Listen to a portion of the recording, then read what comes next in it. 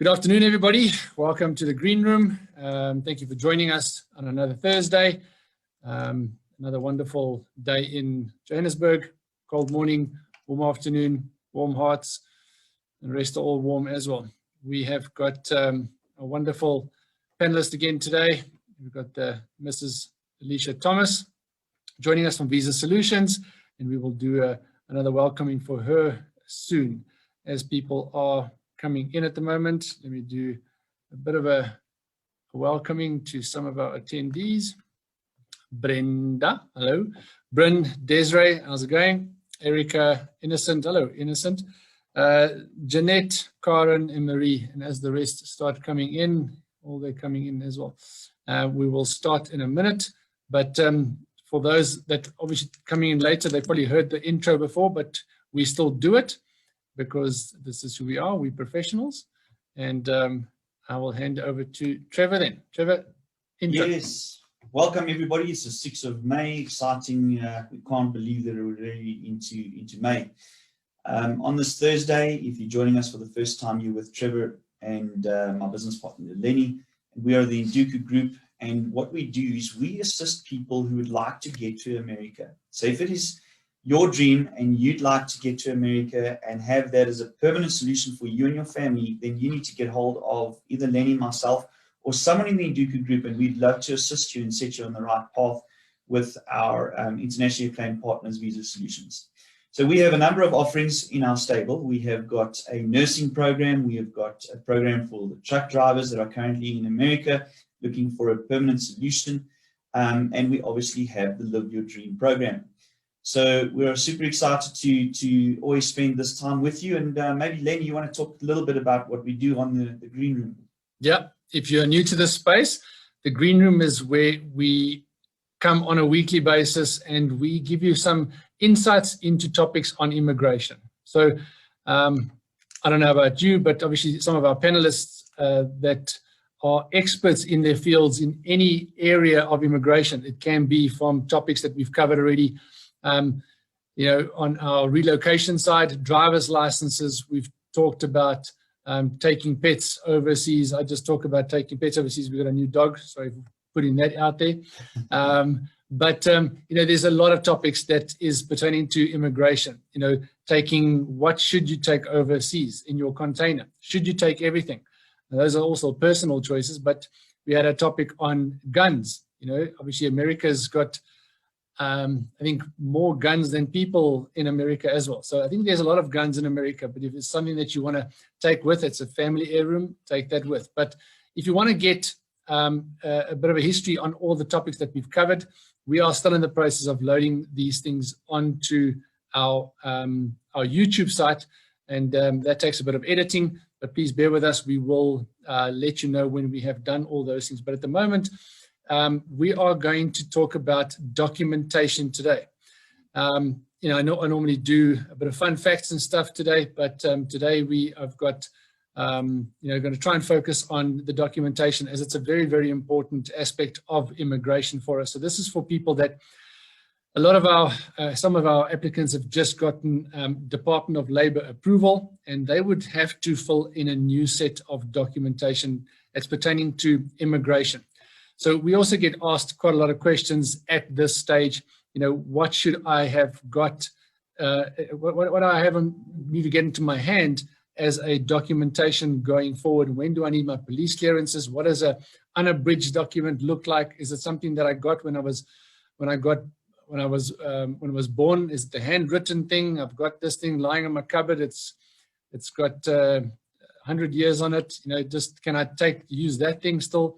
You know, that's what we're going to talk about today. And yeah, so we are welcoming Mrs. Thomas to our Green Room. She's been on before, and we just want to welcome her. And it's always nice to see her and any other member of the Visa Solutions team, obviously.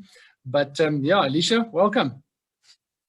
Hi, everyone. Hi to all the families out there and all the applicants. It's always good to chat to Nduku. And it's always nice to represent Visa Solutions. So thank you again very much for having me. I really appreciate it. No, you're very welcome. Lisa, and thanks for being with us. I think that today is very important, specifically for the people that have now just stepped into the next stage. It's quite exciting. Maybe just before we get into and dive into the detail of the DS260 form that is required, Lisa, maybe if you want to just give those that are listening a little bit of an update about what's happening in the world of visa solutions currently. Well, it's exciting. I always say it's exciting, and then maybe sometimes the South African people feel it's not that exciting, and I understand that. I've got good news and I've got bad news. My good news is the Zimbabwean consulate has finally opened up. We've received 28 appointments in the last week. We're very excited about that. We're processing these applicants. Our first appointment is on the 18th of May, which is not next Tuesday, the following Tuesday, or between 7 and 8:30 in the morning. So there's definitely movement in Africa, and there's definitely movement with the consulates. I'm also very pleased to tell you, as we stand today, we have got 11 consulate appointments across the board for Europe. We are expecting to receive up to 20 to 30 by the end of this month. So our country manager, Magda, is working very, very hard in the European region. And I'm also pleased to tell you guys, we have relocated 2 people from Europe already in the last week. They have joined our client. They're going to Nebraska, one of our clients in Nebraska. The one guy is already there. The other guy is still in Denver because of just a couple of logistics problems that we had, but we sorted that out. That's part of our service that we offer. And so there's movement. I know for South Africa, I'm leading as well. I am desperate for this consulate to open up. I mean, we've got so many cases lying there that are ready, the files are ready, and we are ready to process the people. But there's been no word from the South African consulate as yet. So in terms of that, it is a little bit frustrating, but let's hope that it will open up very soon and we will receive some form of communication. With regards to the Mexican consulate, there has been a bit of communication coming through. It's also still not open as yet. But as soon as it does, we will always communicate with Induku. I 100% believe in transparency. And I think it's very important, the more information we give you guys, the more power you've got to work with. It is a very frustrating time for the South African applicants. I mean, you've been in this program for a long time. You applied a year ago. Some applicants applied 3 years ago.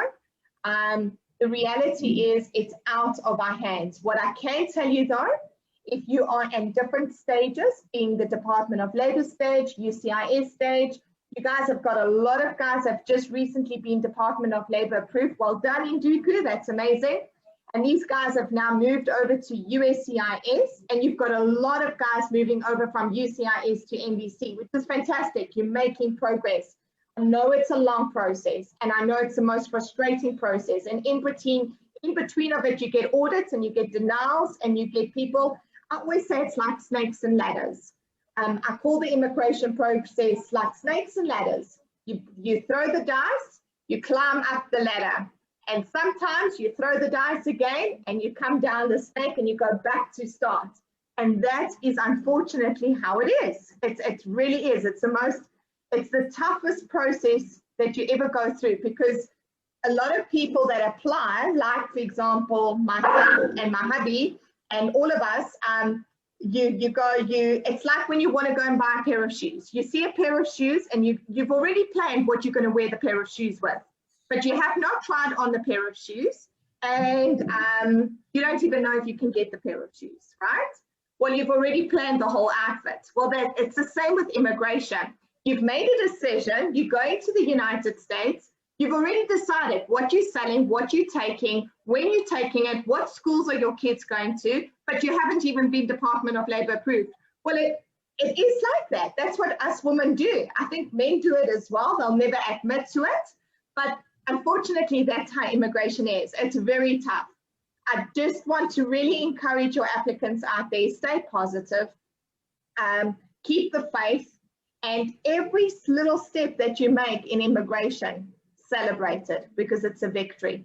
And when you get to the final stage, that's even tougher, because then that's out of Visa Solutions' hands. Then we wait for consulate appointments, and our fate is in the consulate, and there's nothing Visa Solutions, Induku, or anyone can do. You've just got to sit and wait it out. But I always say, plow the land, water the land, and the seeds and the fruit and all the mighty stuff will come through. You just got to stay positive, and it will come through.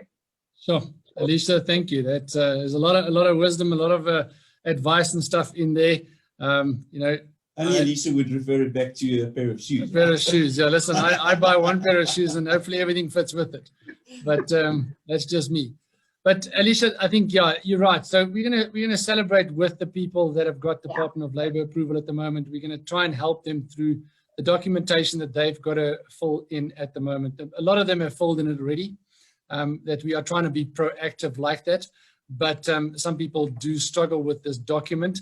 But we are going to go through a couple of your frequently asked problems or issues that people have in this process in the beginning stages of, where they get stuck, what they need, or sometimes they don't even give us the proper information, and when it's too late, it causes delays. So some of the things that we're talking about is like the change of status on people, married, divorced, widowed, those type of things. Those are one of the problems we have as well. Mm-hmm. There's a lot of movement during an immigration process. A lot of people give birth to a beautiful child and the status changes, or COVID hits a lot of people very hard. I've noticed the divorce rate has gone up tremendously, and then all of a sudden the person that was applying with you is no longer part of that program. And then unfortunately, for example, 2 days ago, we had one of our truck drivers that passed away. That's very sad because he's NBC complete. And there's nothing more heart-wrenching than sending a message to my legal department to say, please take him out the program. We no longer have him part of our program. So there is life changes, yes, very much so. In a 2 to 3 year period, you see these changes. So it's very, very important that you make sure your documents are up to date at all times. And it's very important to communicate this information to Trevor and Lenny, as well as Sasha and George.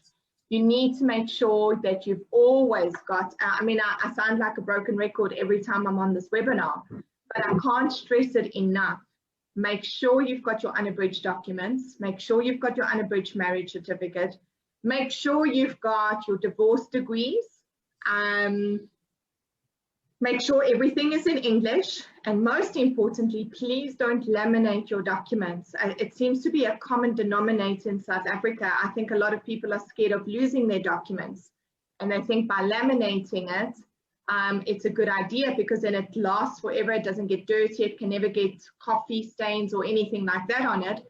The minute you laminate a document, it becomes null and void. The consulate does not see it as a legal document. So very, very important to not laminate. Make sure all your documents are English. For South African people, please, everything has to be unabridged. And then I'm looking at my board right now. Out of all my applicants, I'm sitting with about 65 people that have got expired police clearances. Ladies and gentlemen, I can't stress this enough. It's the most frustrating process for Visa Solutions. And I know it's frustrating for the applicants as well, because they've been in the process for so long and they just have to continue applying for police clearances. But I can't stress this enough. Make sure you've got a valid police clearance at all times, because we're sitting with a situation where, for example, out of the 27 guys in Zimbabwe, 2 of these guys are sitting with expired police clearances. We cannot send you to the consulate with an expired police clearance. You can't go. You physically can't go, because you're going to walk out with a 221G document, which is a pink document, and it's going to delay your whole process. You're not going to get a green card. They're first going to wait for you to send your green card to the consulate. They're going to process it when they get to it. It's going to take months, and you're going to end up getting a green card much later when you were supposed to, where you want to go to the consulate 100% complete. You want to make sure when you go for that interview, you've got everything. And also, we want to have a good reflection for Visa Solutions as well as Induku. We're representing the company. All our applicants are representing the company. So when those commissioners see the Visa Solutions files, they must know we're going to have an easy task here because everything's done, everything is sorted.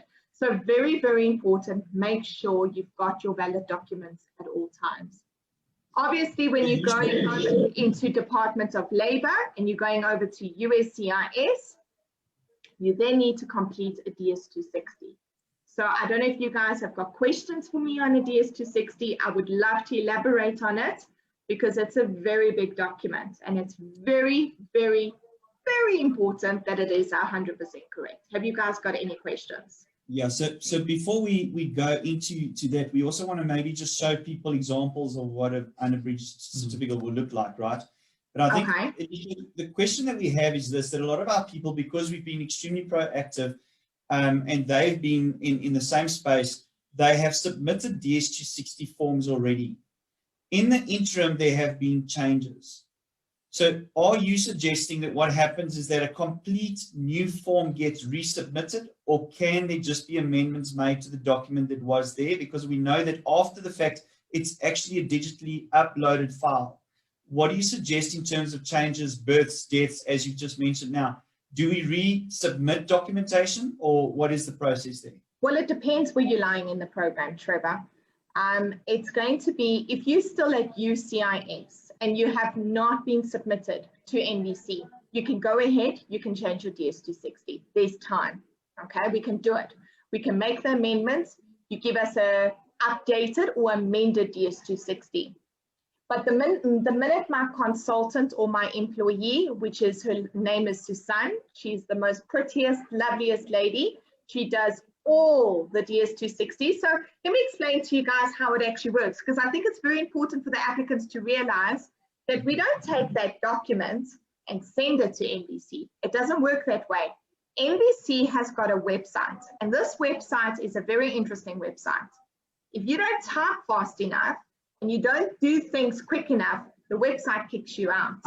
So Susan has to retype all your information you've given on your DS260. She's got to load it into a website.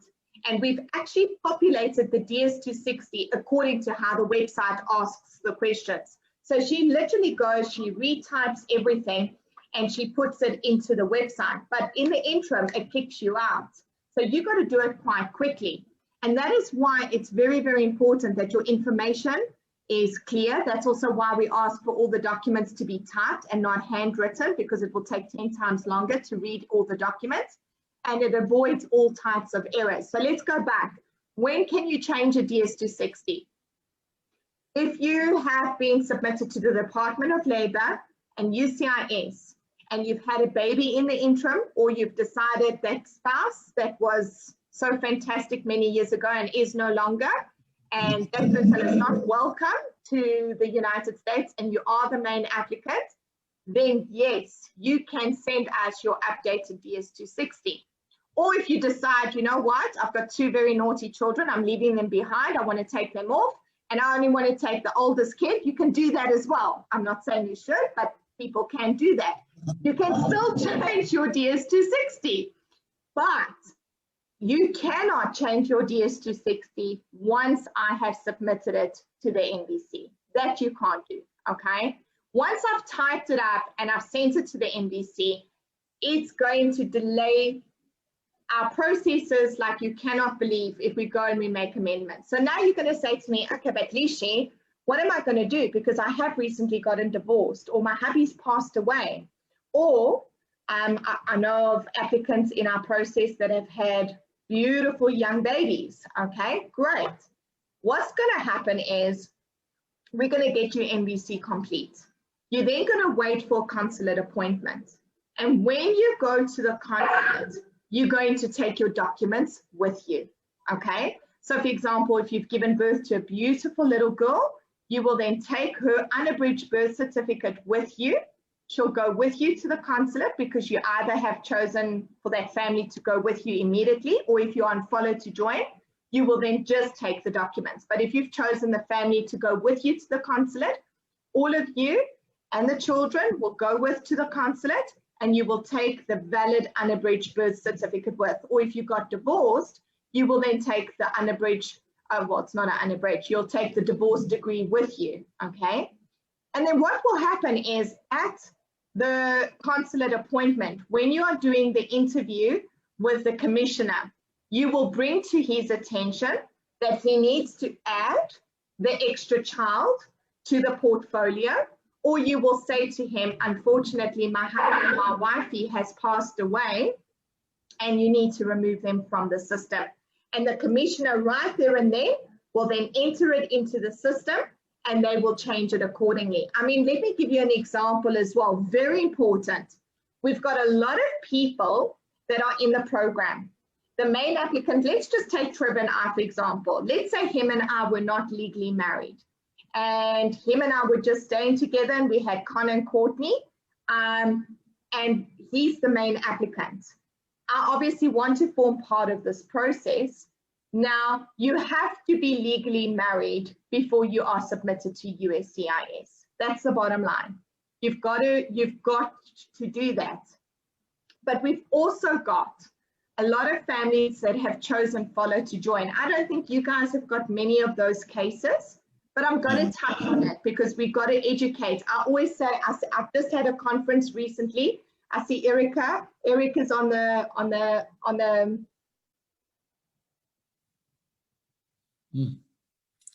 Alicia's gone. Immigration, the more power you have to work with. So if you're on a follow to join and you haven't legally gotten married, but you really would like to take that person with you to the United States and you would like that person to qualify for a green card, I can tell you categorically, you need to get married before you go to the consulate. That's the last time you can actually get legally married. Why?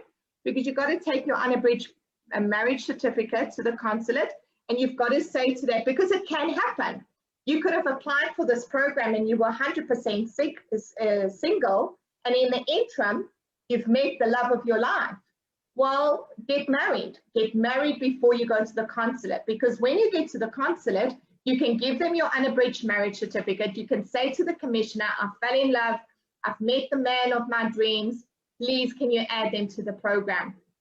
I have had cases, and it's going to make it exceptionally difficult. If you're on a follow to join and you're only getting married after you've been to the consulate, why would it be a bit of a problem?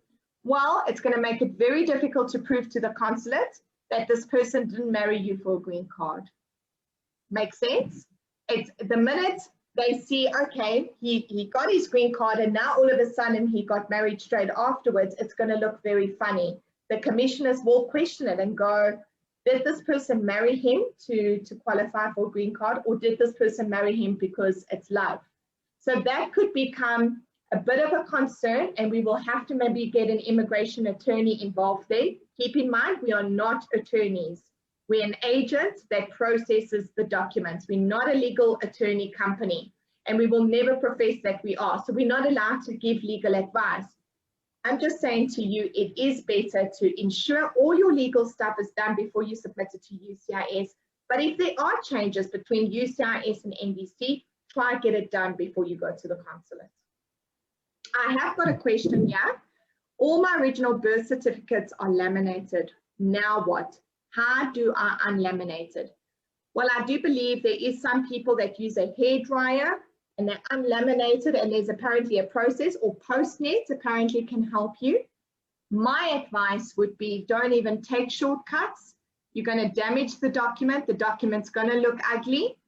Just do the right thing. Go back to Home Affairs and go back to wherever you come from, or go to that consulate in that country and just get another copy. You cannot go to the consulate with laminated documents.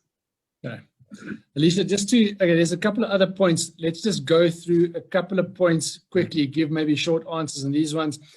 Military records, so if the certificate's not available, what do people do?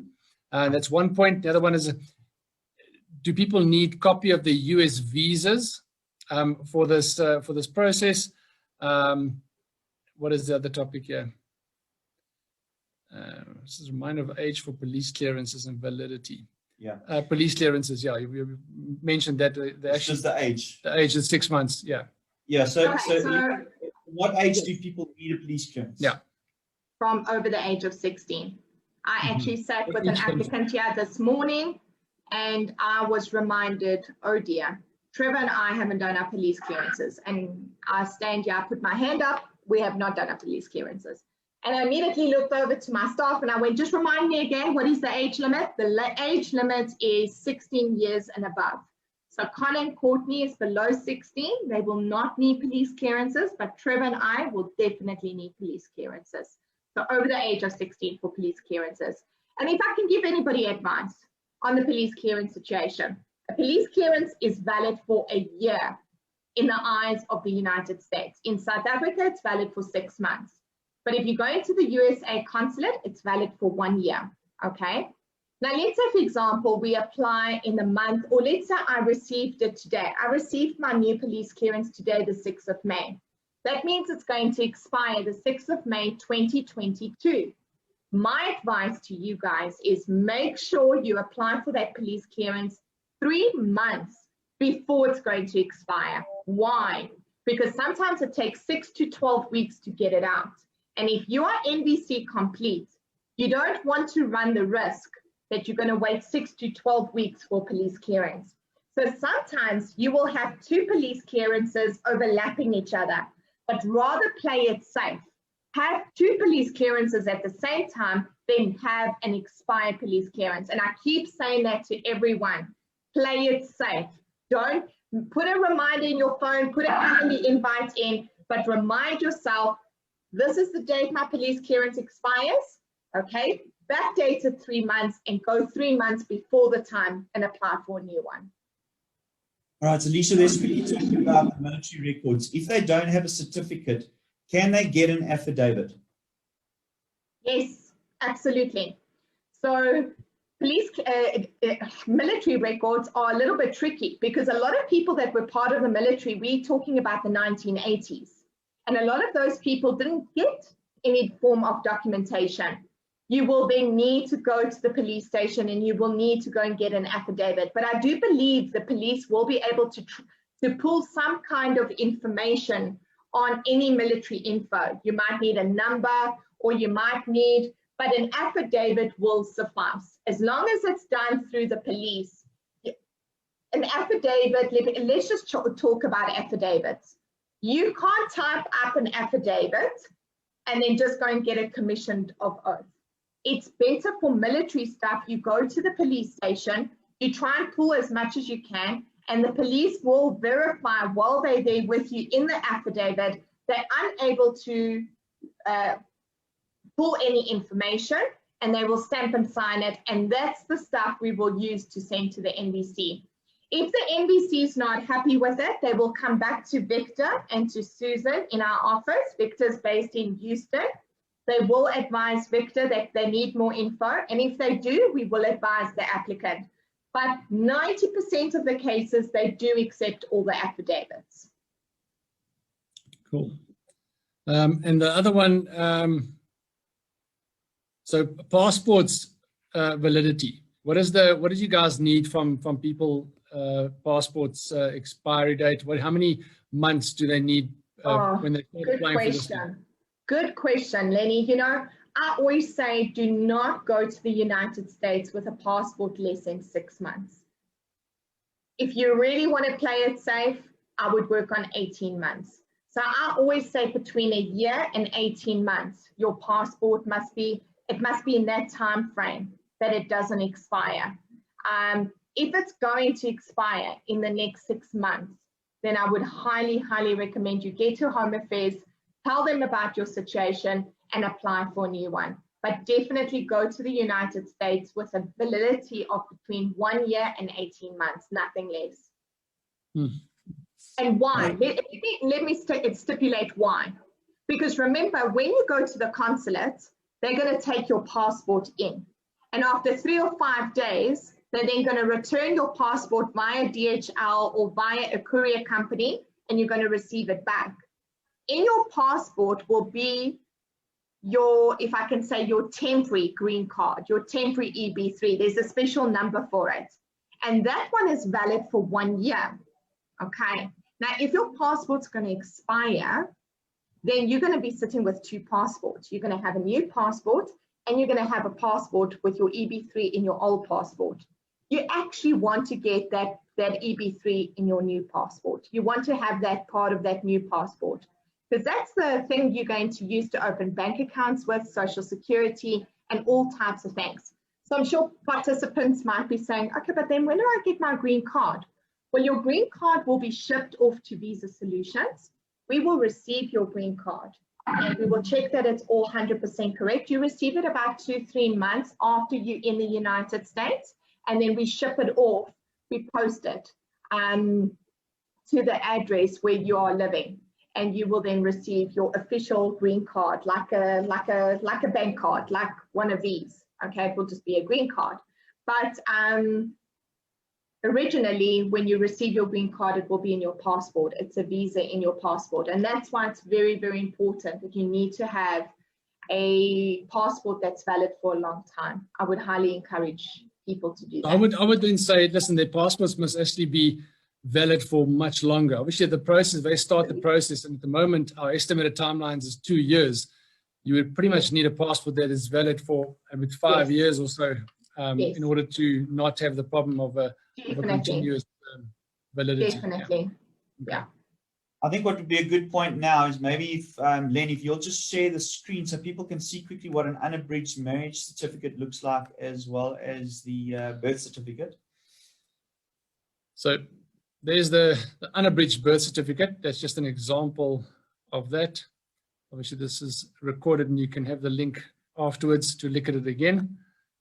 I'll just unshare this one, and I'll do the marriage certificate. It's got to say unabridged at the top of the document. And what is an unabridged document? It's got your parents' details on.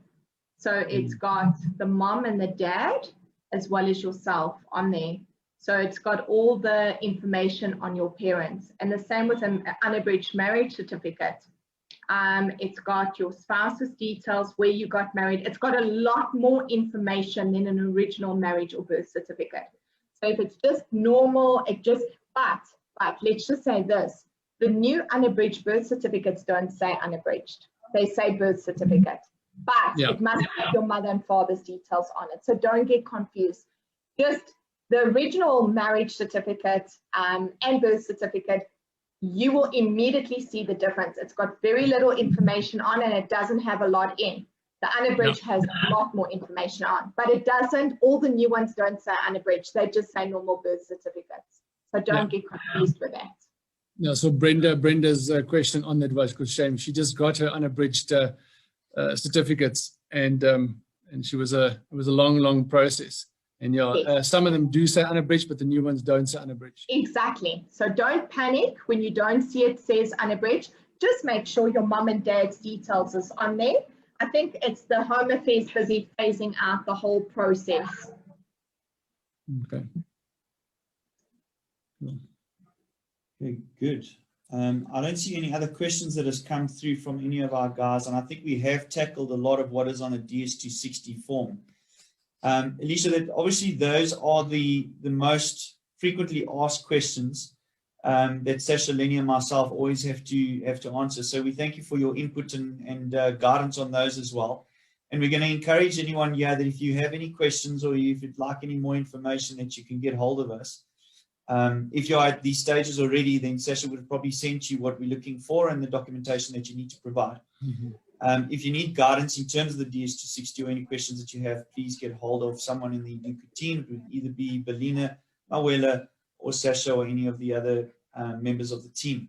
So, Alicia, thank you very much for your time this afternoon. We already just gone over a half an hour on this. I don't know if you have any final points that you'd like to address. I do. There was something I wanted to add to it. We didn't talk about polygamy. Polygamy is, let me explain what polygamy is. It's when you're married to 2 or more people, okay? You can either be legally married or you can be traditionally married. But in America, polygamy is banned. It's not allowed, okay? It is accepted in Africa. We don't judge it. We don't frown upon it. But unfortunately in America, it's not allowed. And you will not receive a green card if you're involved with polygamy. The question is asked on the DS260 if you are involved with polygamy. I highly recommend that you reach out either to Visa Solutions or to Induku. If you are involved with polygamy, it's not a problem, but reach out to us. Let us give you some advice how to handle the situation, what to do. We do need to sort it out before you go to the consulate. We don't want you to go to the consulate and be involved in it, because if you are, unfortunately, you may be declined at the consulate. You will not receive a green card. So just be aware of polygamy. It's something I wanted to raise. But I also want to finish it off by saying, answer your DS260 100% accurate. Don't lie in it. It's very serious. It's a legal document. And it's the stuff that communicates to the National Visa Center, which is basically Immigration of America.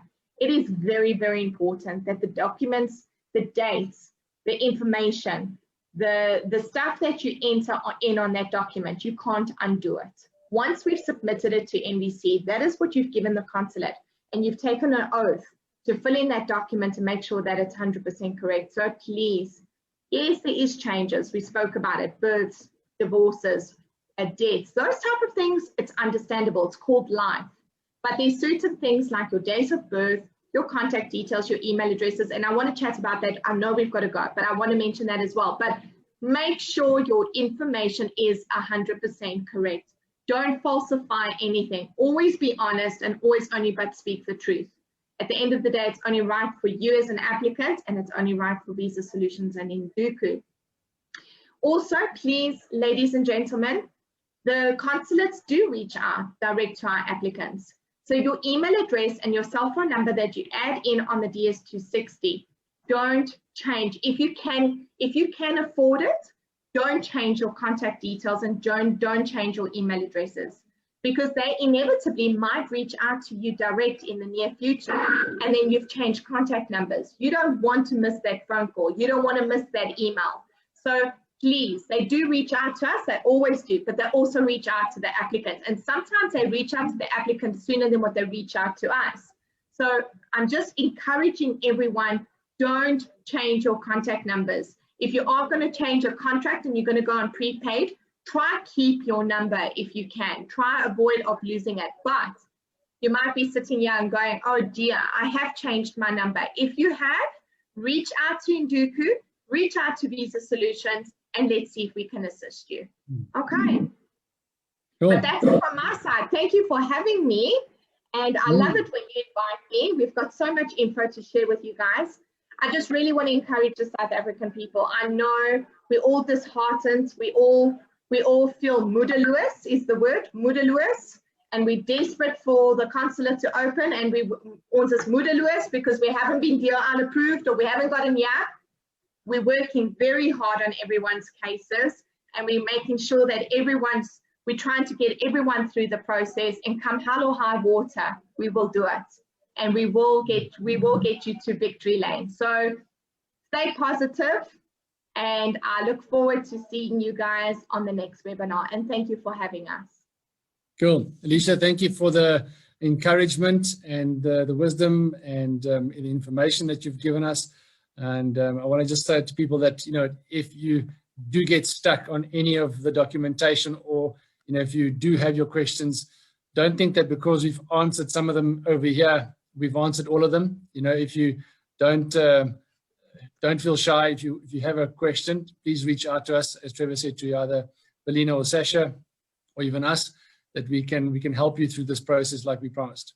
All right. Thanks, guys. Wonderful to see you guys all again, and we'll see you next week, Thursday. For those of you that are normally on our family meeting, which is on every second Friday, it has been postponed, and we will send you an email to notify you of the new date. So until next time, thank you and goodbye.